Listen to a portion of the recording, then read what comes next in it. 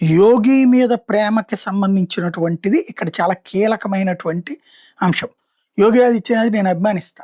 ఎందుకయ్యా అంటే ఆహ్, ఒక ఉత్తరప్రదేశ్ అంటే ఒక రాక్షస రాష్ట్రం కిందకు మార్చి అజం ఖాన్ లాంటి దుర్మార్గులతో సాగిపోతూ, హిందువులని ఊచకోత కోస్తూ, హిందువుల్ని దారుణంగా ఏడిపించుకు తింటూ, ఒక రకంగా మతరాజ్యం స్థాపిస్తుంటే చోద్యం చూసినటువంటి ములాయం కొడుకు కారణంగా ఎదిగిపోయినటువంటి పరిస్థితుల్లో అక్కడ అయోధ్య, మధుర, కాశీ లాంటి చోట్లన అనేక మంది టూరిస్టులు అక్కడికి వెళ్తుంటే కనీస వసతులు కూడా లేకుండా చేసినటువంటి దౌర్భాగ్య స్థితి నుంచి అద్భుతంగా మార్చుకొచ్చినోడుగా యోగి ఆదిత్యనాథ్‌ని గౌరవిస్తా.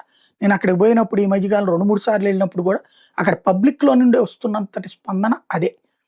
అలాంటి యోగి ఆదిత్యనాథ్ తీసుకొచ్చే ప్రతిదీ ఏది పడితే అది ఎట్లా పడితే అట్లా ప్రచారం చేయొద్దు. తాజాగా సోషల్ మీడియాలో ప్రచారం చేస్తుంటే ఉత్తరప్రదేశ్ గవర్నమెంట్ అద్భుతమైన నిర్ణయం తీసుకుంది. పాన్ కార్డులు మ్యాండేటరీ చేసింది. ప్రాపర్టీ కొనేటప్పుడు, అమ్మేటప్పుడని. ఆంధ్రప్రదేశ్‌లో ఎప్పటినుంచో ఉంది. ఉమ్మడి ఆంధ్రప్రదేశ్‌లో ఉంది. తెలంగాణలో అయినా మీరు ఆస్తి కొనేటప్పుడు తెలంగాణలో ఏంది దేశవ్యాప్తంగా ఎక్కడైనా సరే ఆస్తి కొనేటప్పుడు, అమ్మేటప్పుడు పాన్ కార్డ్ కంపల్సరీ కాకపోవడం ఏంటి?